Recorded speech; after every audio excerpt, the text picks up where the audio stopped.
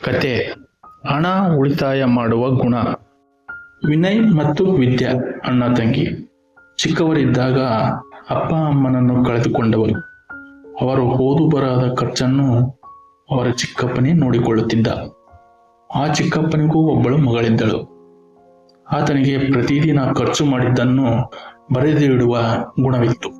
ಪ್ರತಿದಿನದ ಹಣದ ಅವಶ್ಯಕತೆಯನ್ನು 3 ಜನ ಮಕ್ಕಳಿಗೆ ತಿಳಿಸುತ್ತಿದ್ದ. ಚಿಕ್ಕಪ್ಪನ ಗುಣವೇ ವಿನಯ್ ಮತ್ತು ವಿದ್ಯಾಗೆ ಬಂದಿತ್ತು. 10 ರೂಪಾಯಿ ಖರ್ಚು ಮಾಡಲು ಸಹ 10 ಸಲ ವಿಚಾರ ಮಾಡುತ್ತಿದ್ದರು. ಕಾಲೇಜು ಮುಗಿಸಿಕೊಂಡು ಪಾರ್ಟ್ ಟೈಮ್ ಕೆಲಸಕ್ಕೂ ಸಹ ಹೋಗುತ್ತಿದ್ದರು. ಒಂದು ದಿನ ಚಿಕ್ಕಪ್ಪ ಹುಷಾರು ತಪ್ಪುತ್ತಾರೆ. ಆಸ್ಪತ್ರೆ ಖರ್ಚು ತುಂಬಾನೇ ಬಂದಿರುತ್ತದೆ. ಆಗ ಉಪಯೋಗಕ್ಕೆ ಬಂದಿದ್ದು ಅವರು ಕೂಡಿಸಿಟ್ಟ ಹಣ. ಆ ದಿನ ಆ ಹಣವನ್ನೇ ಬಳಕೆ ಮಾಡಿದರು. ಚಿಕ್ಕಪ್ಪನಿಗೆ ಖುಷಿಯಾಯಿತು.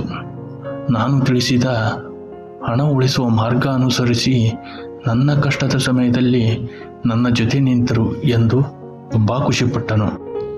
ಹೀಗೆ ಮುಂದೆಯೂ ಸಹ 3 ಮಕ್ಕಳು ಹಣದ ಅಗತ್ಯ ಅರಿತು ನಡೆಯತೊಡಗಿದರು.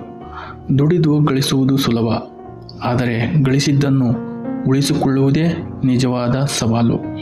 ಹಣದ ಅವಶ್ಯಕತೆಯನ್ನು ಈಗಿನ ಮಕ್ಕಳಿಗೆ ತಿಳಿಸುವುದು ಒಳ್ಳೆಯ ವಿಚಾರ ಅಲ್ಲವೇ?